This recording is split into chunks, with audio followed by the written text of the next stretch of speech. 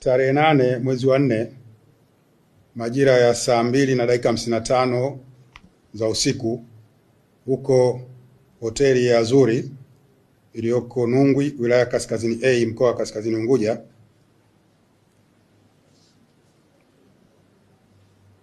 mwanamke ajulikanaye kwa jina la Ashley Jane Robinson, miaka 31, raia wa Marekani, ambaye alifikia kwenye hoteli hiyo ya Azuri katika shughuli zake za utalii akimiliki passport namba 67920035. Alijaribu kujiua kwa kujinyonga kwa kutumia mkanda wa nguo rangi ya kijivu, ambapo aliufunga mkanda huo katika kabati la nguo lililoko katika chumba namba 25 alichofikia hotelini hapo. Mgeni huyo aliingia tarehe 4 mwezi wa 4 2026 akiwa na mchumba wake aitwaye Joseph Isaac Mathan mwenye umri wa miaka 48, Marekani, ambaye naye alikuwa anaishi naye pamoja hapo kwenye hoteli ya Azuri, na kwa mujibu wa taarifa zao walitarajiwa kuondoka tarehe 10 mwezi wa 4 mwaka 2026. Siku ya tarehe 8 mwezi wa 4 2026 majira ya saa 12 za jioni kulitokea na mgogoro wa kimapenzi baina ya watu hao wawili, kwa maana huyu Ashley pamoja na mpenzi wake Joseph.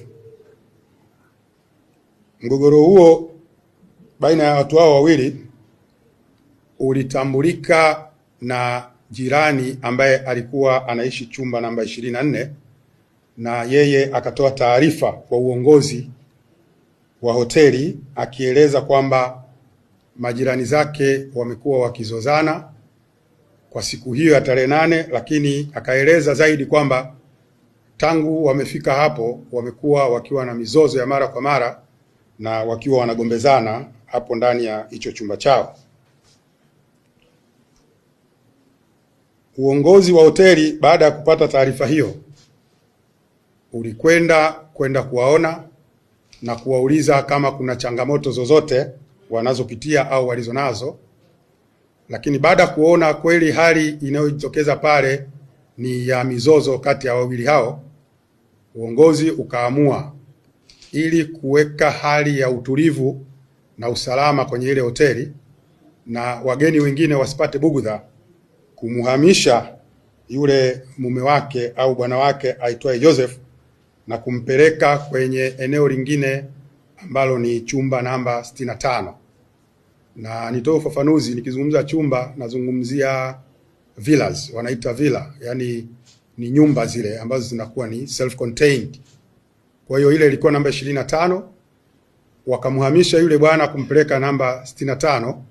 Ni umbali wa kutembea kwa miguu kama dakika 8 mpaka 10 kutoka hapo ambapo alikuwa awali kwenye hiyo nyumba namba 25. Baada ya muda kupita kipindi kama masaa 2-3 kufika muda huo wa saa 2:55, ndipo mmoja kati ya wahudumu wa vyumba ambaye mara kwa mara amekuwa akipita time za jioni kwa ajili ya kufanya huduma kama kupuliza dawa au kama kuna mtu ana changamoto yoyote anahitaji huduma ya kihoteli, basi anaweza akasaidiwa. Mhudumu huyo alikwenda pale mapema kwanza majira ya saa 1:30, akakutana na mhusika kwa maana huyo Ashley na kutaka kumuuliza kama anahitaji huduma yoyote.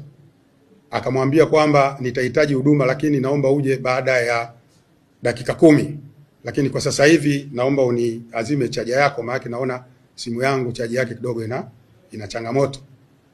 Yule mhudumu, jina tunalihifadhi kwa sasa kwa sababu tunaendelea na uchunguzi, alichofanya yeye ni kumpa ile chaja na kuendelea kutoa huduma kwa wateja wa vyumba vingine. Akaingia chumba namba 24, akaingia 26. Baadaye akaja kukumbuka kwamba ana ahadi ya kurudi tena kwenye chumba namba 25 ambacho Ashley alikuwa anaishi.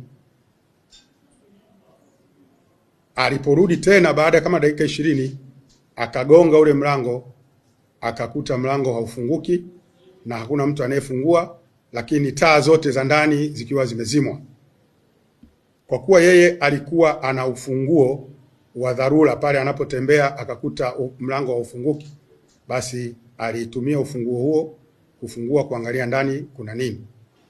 Alipofungua akakuta kuna giza, lakini alipofungua na kujaribu kufunga mlango ili aendelee kukagua zaidi ndani, akasikia kama kishindo upande wa kushoto ambapo kuna makabati ya nguo, na alipoangalia akamuona huyu mgeni wa kike aitwaye Ashley akiwa ananing'inia kwenye kabati kwa ndani kwa kutumia kamba ya nguo ya yale masweta ya kujihifadhia mle ndani ya chumba, ile kamba ile ya kujifunga kiunoni, tumboni, lakini akafunga juu kwenye henga zile.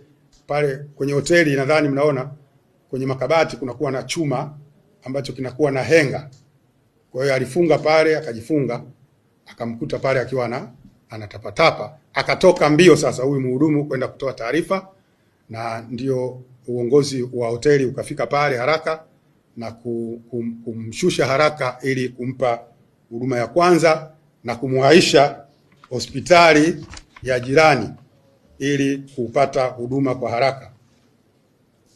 Mara kupata huduma pale hospitali, mhusika alihamishwa hospitali ya Ampola iliyopo mjini Magharibi kwa ajili ya matibabu zaidi. Na wakati anaendelea kupata matibabu, ilipofika tarehe 9 mwezi wa 4 mwaka 2026 majira ya saa 9 mchana alifariki dunia akiwa bado anaendelea kupata matibabu. Uchunguzi wa tukio hili bado unaendelea, na hivi ninavyozungumza madaktari pamoja na wataalamu wanaendelea kwenye hospitali ya Lumumba, hospitali ya serikali Lumumba, kufanya postmortem, kwa maana ya kwamba uchunguzi wa kifo, na pale ambapo taarifa kamili zitakapopatikana kutokana na ripoti hizo, tutakuwa na uhakika wa kujua nini hasa kilitokea katika eneo la tukio na nini hasa kilisababisha mgeni huyu aitwaye Ashley kufariki kwa kujinyonga.